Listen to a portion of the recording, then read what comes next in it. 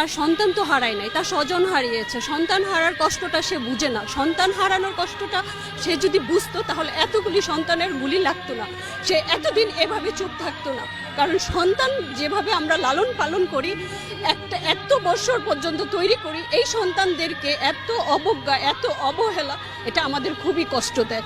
একটা ব্যান থেকে একটা বাচ্চাকে এভাবে টেনে হিসেবে ফেলে, আমরা কুকুর বিড়ালকেও এইভাবে ফেলি না। সে একটা সন্তানকে কেন, সন্তানকে আমাদের এতই নিকৃষ্ট বা এতই, আমি এই সন্তানের কষ্ট, এটা আমার সবচেয়ে বেশি ব্যথা দেয়। আমি এটা নিতে পারি না যখন ব্যান থেকে এমন ভাবে টেনে হিচড়ে ফেলে দেয়, তার গোপনাঙ্গ দেখা যায়। এটা কত কষ্টের, কত অপমানজনক, এটা খুবই লজ্জার। এটা আমি আমার প্রচন্ড, এটা বুলেট আঘাতের থেকে এটা বেশি আমার গায়ে লাগে। এটা আমি নিতে পারি না, কারণ আমার 3টা সন্তান আছে। আমি এই 3টা সন্তানকে কত কষ্ট করে বড় করেছি সেটা আমি জানি, আর আমার আল্লাহ জানে।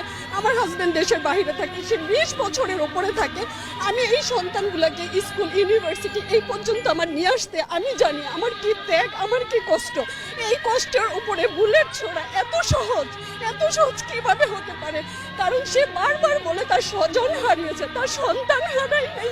সন্তান হারানোর কষ্টের সাথে দুনিয়ার কোনো কষ্ট মিলবে না। আমরা বাবা মা মারা গেলে মেনে নিতে পারি, আমরা আশা করি আমরা একদিন মারা যাবো, আমার সন্তান সামনে থাকবে। সেই সন্তানই যদি না থাকে, আমি বাসায় কিভাবে থাকি? আমরা খেতে পারি না, ঘুমাইতে পারি না, রান্না করতে পারি না, আমাদের কোনো কাজ ওঠে না।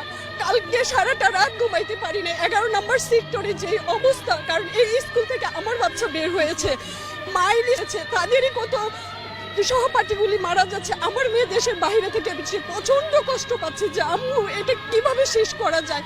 কারণ আমার সন্তানটা, আমার ছেলেটা যখন বের হয় বা আমি টেনশনে থাকি, আমার বাসায় কি পুলিশ আসবে?